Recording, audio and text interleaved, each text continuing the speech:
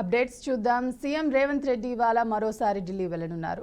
2 రోజుల పాటు ఢిల్లీలోనే ఉండనున్నారు. ఈ పర్యటనలో ఆయన కాంగ్రెస్ పార్టీ అధిష్టానంతో పాటు పలువురు కేంద్ర మంత్రులతో భేటీ అయ్యే అవకాశం కూడా ఉంది. రాష్ట్రంలో యూరియా కొరతతో రైతులు తీవ్ర ఇబ్బంది పడుతున్నారు. ఈ నేపథ్యంలోనే ఆయన కేంద్ర మంత్రి జేపీ నడ్డాతో భేటీ అయి రాష్ట్రానికి రావాల్సిన ఎరువుల కోటా విడుదల కోసం విజ్ఞప్తి చేయనున్నారు.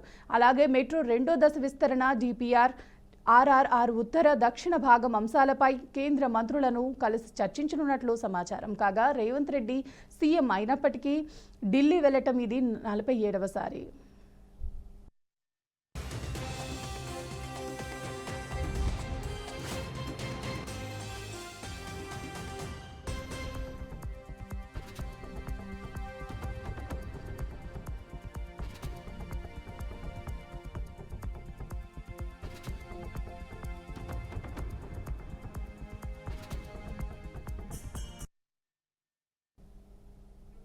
ప్రధానమంత్రి నరేంద్ర మోదీ ప్రపంచ యవనికపై భారత్ గళాన్ని మరోమారు బలంగా వినిపించారు. ప్రస్తుత అంతర్జాతీయ సంస్థల పనితీరు 21వ శతాబ్దపు సవాళ్లను ఎదుర్కోవటానికి ఏమాత్రం సరిపోదని, వాటితో తక్షణమే నమూనా సంస్కరణలు చేపట్టాల్సిన అవసరం ఉందని ఆయన ఘాటుగా వ్యాఖ్యానించారు. కాలం చెల్లిన పద్ధతులతో ప్రపంచాన్ని నడిపించలేమని స్పష్టం చేస్తూ తన వాదనకు పదునైన సాంకేతిక ఉపమానాలను జోడించారు. బ్రెజిల్లోని రియో డి జెనీరోలోని జరుగుతున్న బ్రిక్స్ శిఖరాగ్ర సదస్సు వేదికగా ఆయన ఈ కీలక వ్యాఖ్యలు చేశారు.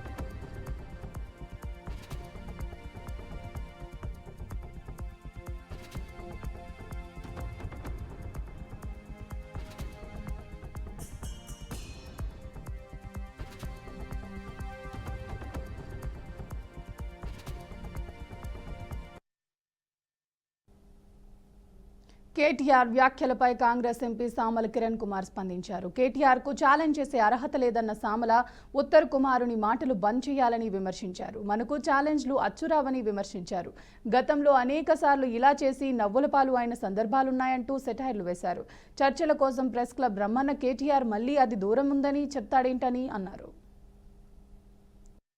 కేటీఆర్ గారు ఉత్తర కుమారుని మాటలు బంద్ చేయండి, మనకు ఛాలెంజ్లు వచ్చిరావు. గతంలో కూడా ఛాలెంజ్లు చేసిన సందర్భాలు ఉన్నాయి, మనం తప్పించుకోపోయినటువంటి సందర్భాలు కూడా ఉన్నాయి. ఒకసారి గుర్తుకు ఏమంటారా? ఇగో ఒకసారి వినండి మీరు. నేను ఈ వైట్ ఛాలెంజ్ లో మొదట నిపుణుల దగ్గరకు వచ్చి నేను అడిగిన అవసరమైన శాంపిల్స్ అన్ని నేను ఇస్తా. ఇచ్చిన తర్వాత నేను ఛాలెంజ్ విసురుతో ఇద్దరికి. ఆ ఇద్దరు కేటీఆర్ గారు, విశ్వేశ్వర రెడ్డి చేవెళ్ళ ఎక్స్ఎంపీ గారు. ఆ తర్వాత వాళ్ళిద్దరు వచ్చి ఈ వైట్ ఛాలెంజ్ స్వీకరించి వాళ్ళు శాంపిల్స్ ఇవ్వాలి. ఈ రకంగా తెలంగాణ రాష్ట్రంలో ఆదర్శంగా యువతకు మనం ముందుండి ఈ డ్రగ్స్ మహమ్మారిన పడకుండా తెలంగాణ సమాజాన్ని, దేశంలో యువతను కాపాడడం. ఏం డ్రగ్స్ ఏం టెస్ట్ నేను కుల్లా అంటున్నా. డ్రగ్స్ కాదు, నా రక్తం తీస్తాడా, నా చర్మం తీసుకోపోతాడా, ఏం తీసుకోదా తీసుకోపోమను. ఇక్కడనే ఉంటారా మనం. ఏ డాక్టర్ని తీసుకొస్తాడో, ఏ గుండు కొట్టడానికి తీసుకొస్తాడో తీసుకురమ్మను. నా బొచ్చిస్తా, నా రక్తం ఇస్తా, నా గోళ్ళు ఇస్తా అని పొంది ఏం ఉన్నట్టు కిడ్నీ వాడి కిడ్నీ కూడా ఇస్తా. డ్రగ్స్ విషయంలో విసురుతున్నా నేను. కేటీఆర్ గారు గతంలో బొచ్చిస్తా, కిడ్నీలు ఇస్తా, అన్నిస్తా అని చెప్పి తప్పించుకొని పోయినటువంటి సందర్భాలు ఉన్నాయి. కేటీఆర్ గారు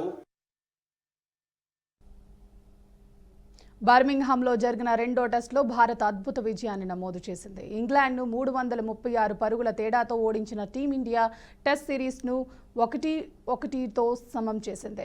ఈ విజయంతో భారత్ బర్మింగ్హామ్లో తొలిసారి టెస్ట్ గెలిచిన ఘనత సాధించింది. శుభ్మన్ గిల్ కెప్టెన్సీతో భారత్కు ఇదే తొలి విజయం కావడం విశేషం. ఇద్దరు ఇన్నింగ్స్లో కలిపి 10 వికెట్లు పడగొట్టి Akash Deep man of the match అవార్డును అందుకున్నాడు. భారత్ తొలి ఇన్నింగ్స్లో భారీ స్కోర్ 587 పరుగులు చేస్తే రెండో ఇన్నింగ్స్లో 42/6 వద్ద డిక్లేర్ చేసింది. ఇంగ్లాండ్కు తొలి ఇన్నింగ్స్లో 407 పరుగులు చేసిన రెండో ఇన్నింగ్స్లో 271 పరుగులు అలౌట్ చేసింది. ఈ విజయంలో భారత జట్టు ఆట తీరు పట్ల మళ్లీ విశ్వాసాన్ని చూపింది. Gill captaincy, Akash Deep bowling, team కాస్టింగ్ను ప్రశంసలు వెల్లువెత్తుతున్నాయి.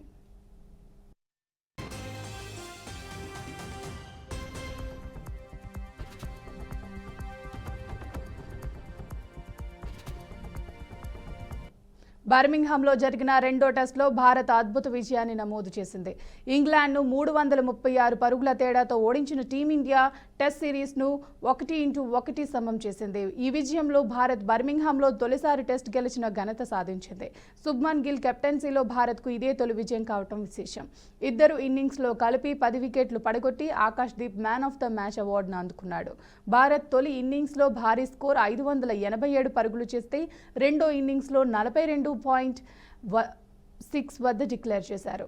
ఇంగ్లాండ్ తొలి ఇన్నింగ్స్లో 407 పరుగులు చేసినా రెండో ఇన్నింగ్స్లో 271 పరుగులకి ఆలౌట్ అయింది. ఈ విజయంతో భారత జట్టు ఆట తీరు పట్ల మళ్లీ విశ్వాసాన్ని చూపించింది. Gill captaincy, Akash Deep bowling, team కాస్టింగ్కు ప్రశంసలు వెల్లువెత్తుతున్నాయి.